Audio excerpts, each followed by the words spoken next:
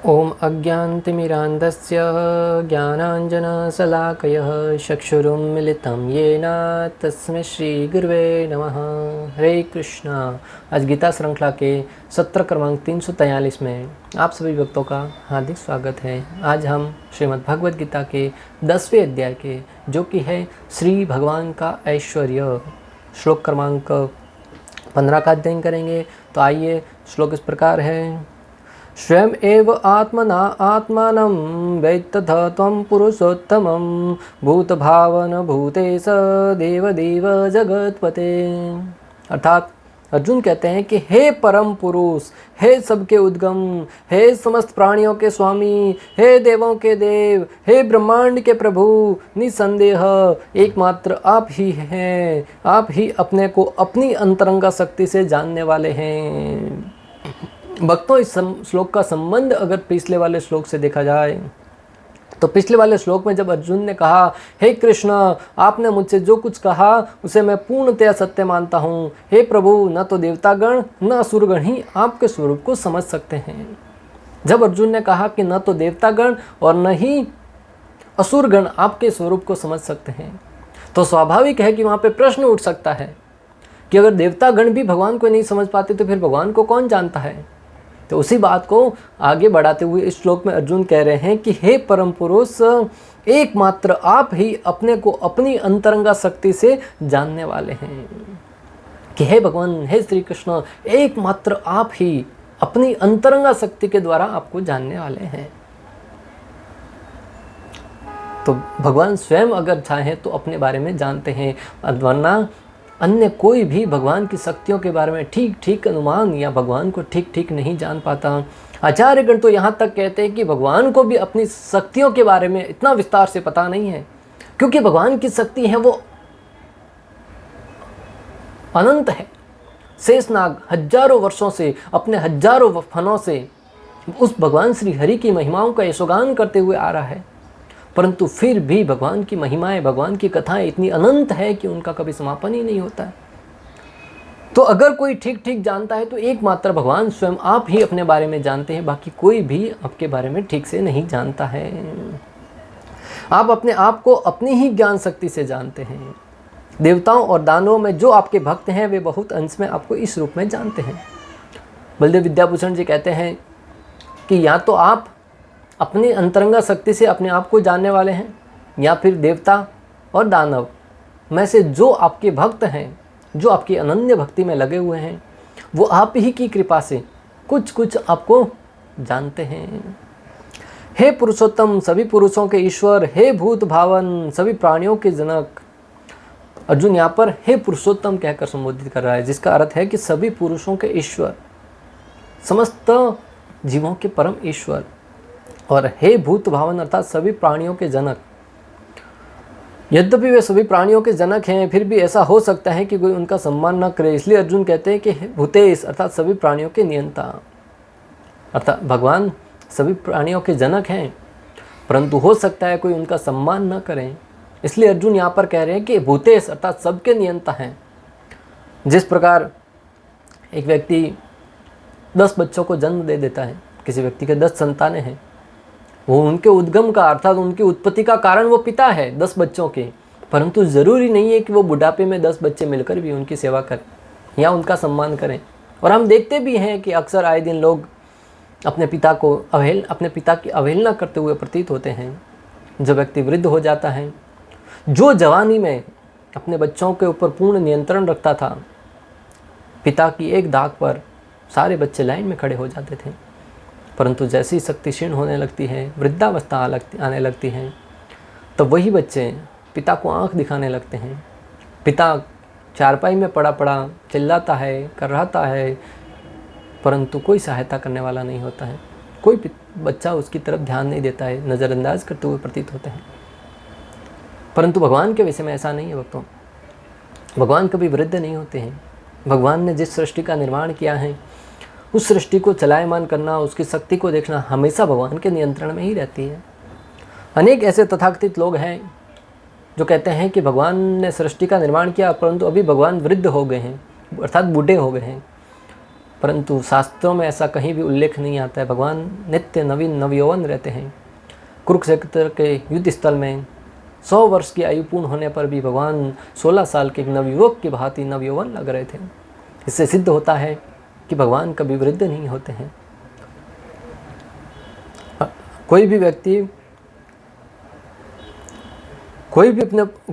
व्यक्ति अपने पुत्रों का जनक हो सकता है, पर नियंता भी हो जरूरी नहीं। इसके विपरीत भगवान जनक भी हैं और नियंता भी हैं। भगवान जनक भी हैं और नियंता भी हैं।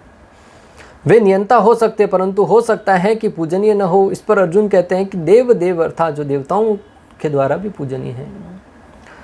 हो सकता है कि कोई जनक भी हो, नियंता भी हो, परंतु पूजनीय न हो।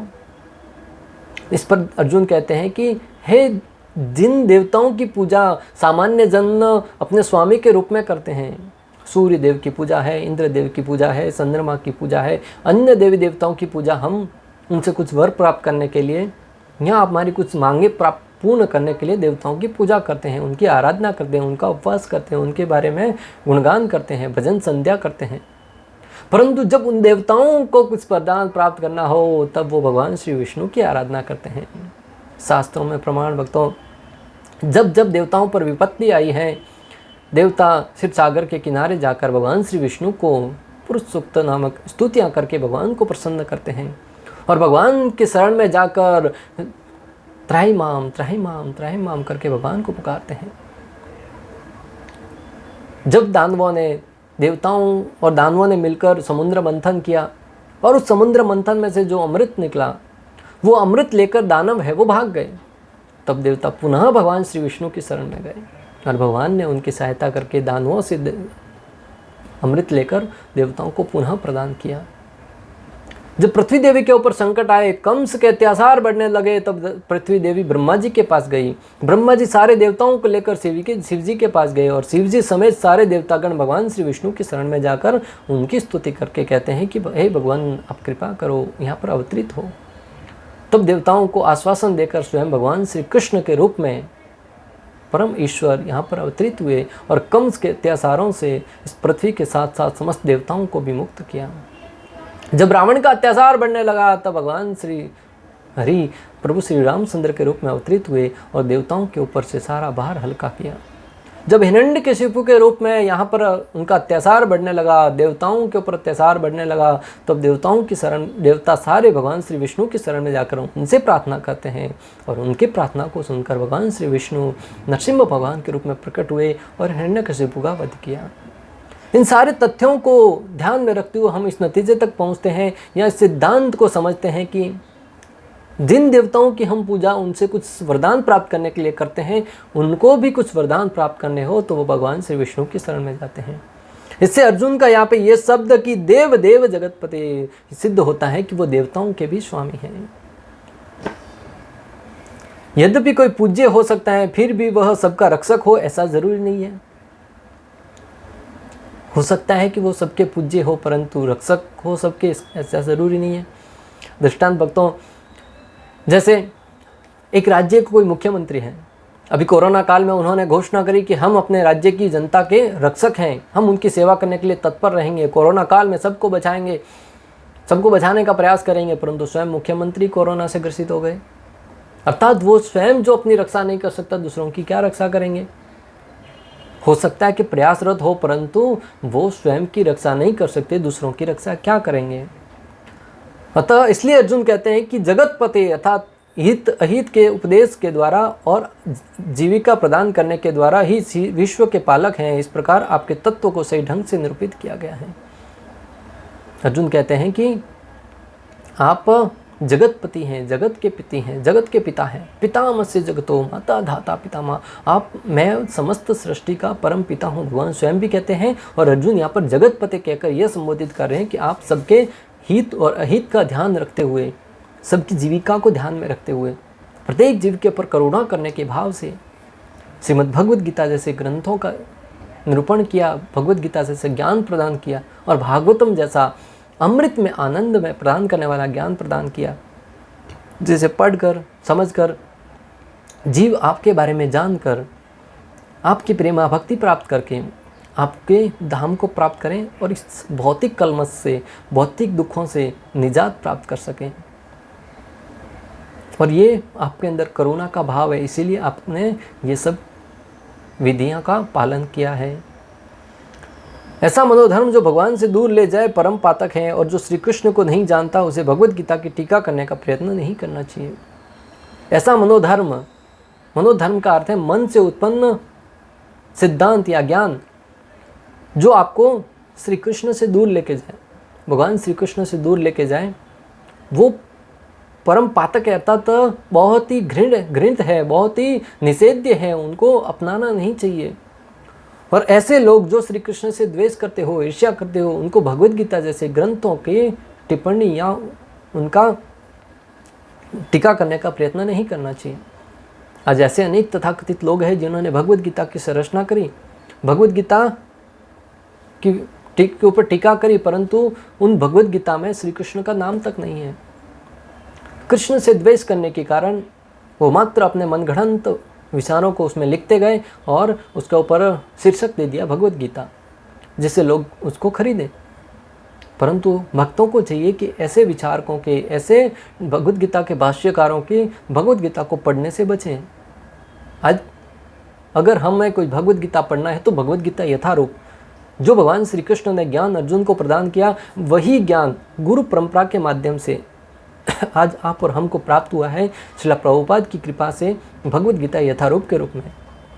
उस भगवद गीता के ज्ञान को जब हम ग्रहण करके हमारे जीवन में उतारेंगे, तब निश्चित रूप से वो हमारे लिए हितकारी होगा। न सिर्फ हितकारी होगा, बल्कि हमारे जीवन की दिशा और दशा दोनों परिवर्तित करने वाला होगा। भगवद गीता श्री कृष्ण की वाणी है, और चूंकि यह श्री कृष्ण का तत्व विज्ञान है, अतः इसे श्री कृष्ण से ही समझा जाना चाहिए, जैसा कि अर्जुन ने किया। भगवद गीता है वो भगवान श्री कृष्ण की वाणी है। इसका नाम है भगवद गीत, अर्थात भगवान द्वारा गाया गया गीत। आज ऐसे अनेक गीत हैं जिनके कोई न कोई गायक होते हैं, AR रहमान या वगैरह वगैरह। उसी प्रकार भगवद गीता एक गीत है जिसके गायक हैं श्री कृष्ण, और जब इसका ब्रह्म किया गया तब उसको कहा गया भगवद गीता। और उस गीता को सुनाने का, उपदेश सुनाने का एक ही उद्देश्य था कि जीव भगवान की सर्वशक्तिमता के विषय में जाने और अपनी भूमिका के बारे में जानकर वो भगवान की शरणागति स्वीकार कर सके। और उस ज्ञान को हमें चाहिए कि उसी भगवान से ग्रहण करें जिन्होंने अर्जुन को प्रदान किया।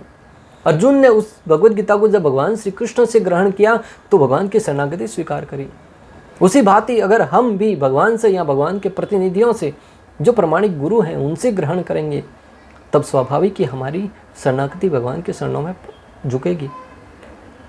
अगर भगवद गीता पढ़ने के उपरांत, भगवद गीता सुनने के उपरांत स्वाभाविक ही हमारी शरणागति भगवान श्री कृष्ण के शरण कमलों की तरफ नहीं होती है, तब हमें समझना होगा कहीं ना कहीं या तो पढ़ाने वाले में खोट है, या पढ़ने वाले में खोट है, या हमें जिस रूप में प्राप्त करें उसमें कहीं ना कहीं खोट है। अतः पुनः उसे उचित मार्गदर्शन में समझने का प्रयास करें।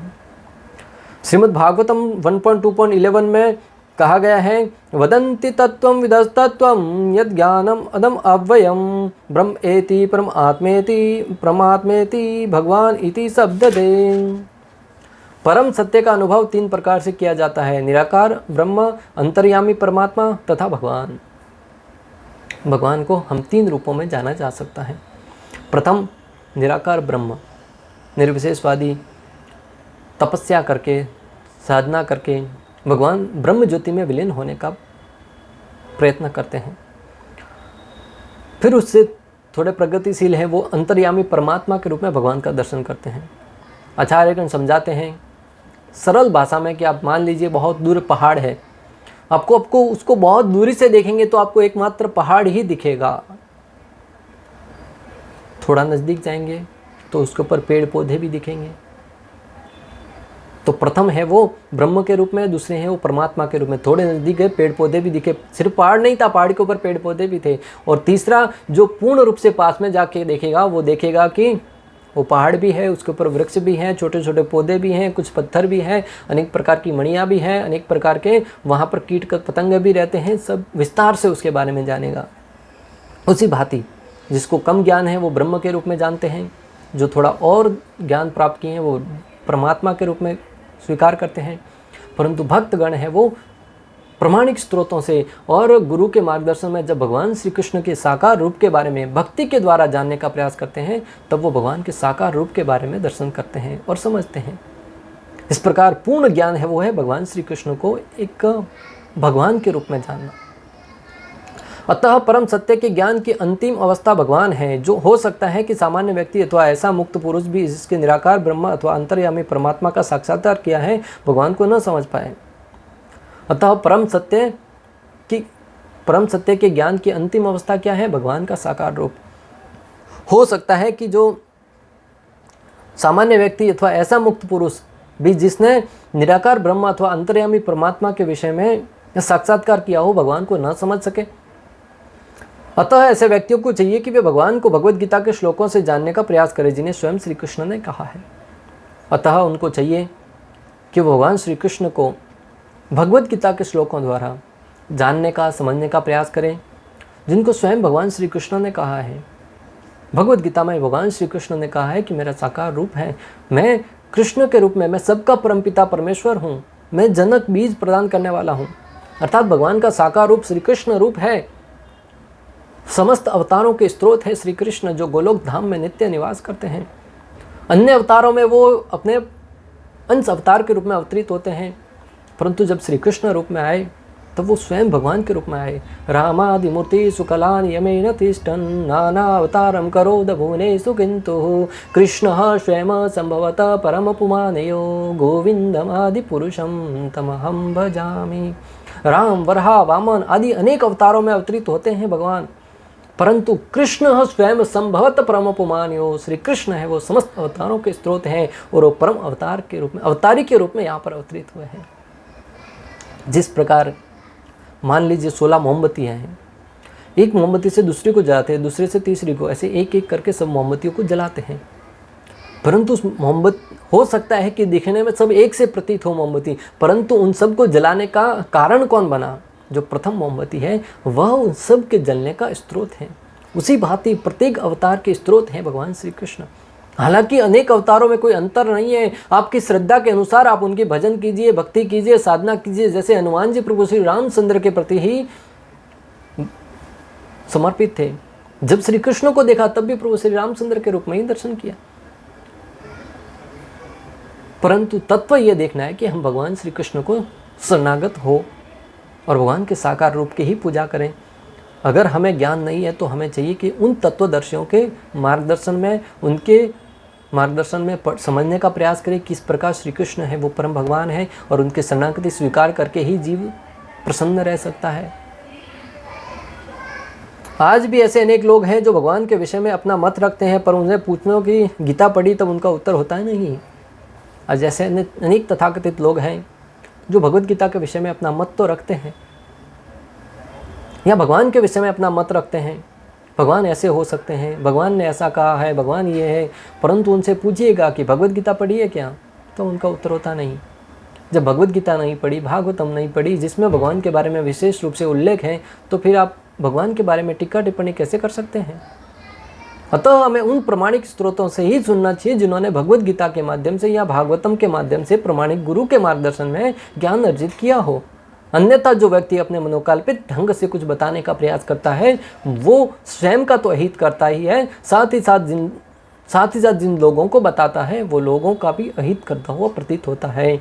अतः आध्यात्मिक मार्ग में प्रगति करने के वाले लोगों को इस बात का भलीभांति ध्यान रखना होगा कि जिससे हम ज्ञान अर्जित कर रहे हैं क्या वो प्रमाणिक स्रोत है, क्या उन्होंने गुरु परंपरा में ज्ञान अर्जित किया है, क्या उनका संप्रदाय वो 4 संप्रदाय के अंतर्गत आता है।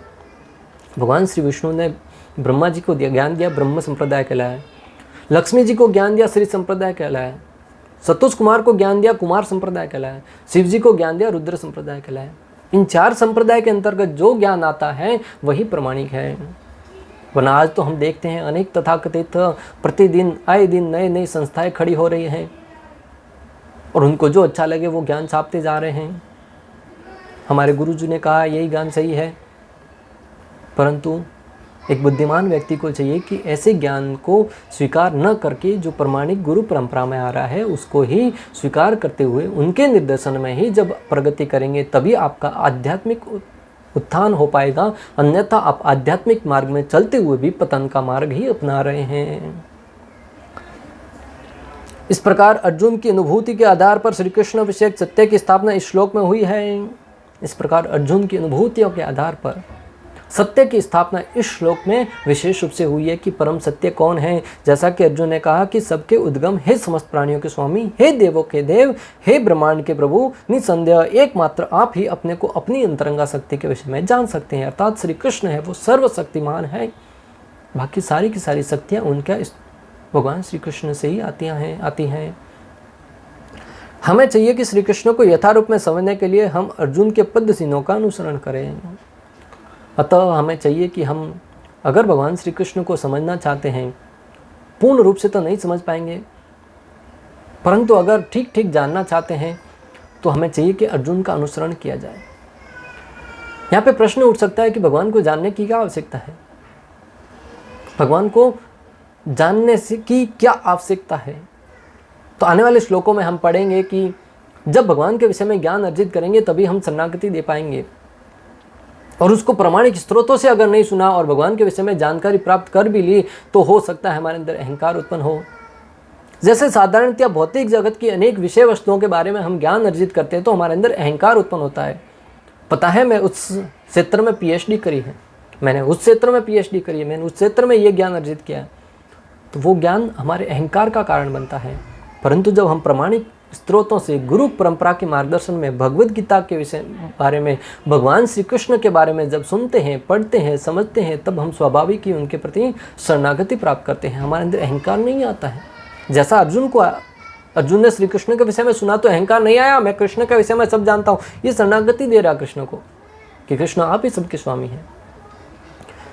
इस प्रकार श्लोक क्रमांक 15 में हमने समझा कि अर्जुन अपनी अनुभूतियों के आधार पर भगवान श्री कृष्ण को परम ईश्वर के रूप में स्थापित कर रहा है और उनकी शरणागति स्वीकार कर रहा है। इस प्रकार श्लोक क्रमांक 15 का भक्ति वेदांत तात्पर्य पूर्ण हुआ। अंत तक हमारे साथ बने रहने के लिए आप सभी का हृदयपूर्वक, प्रेम पूर्वक बहुत बहुत धन्यवाद। श्रील प्रभुपाद की जय, श्री श्री राधा गोपीनाथ भगवान की जय, श्रीमद् भगवद गीता की जय। हरे कृष्णा कृष्ण कृष्ण हरे हरे, हरे राम राम राम।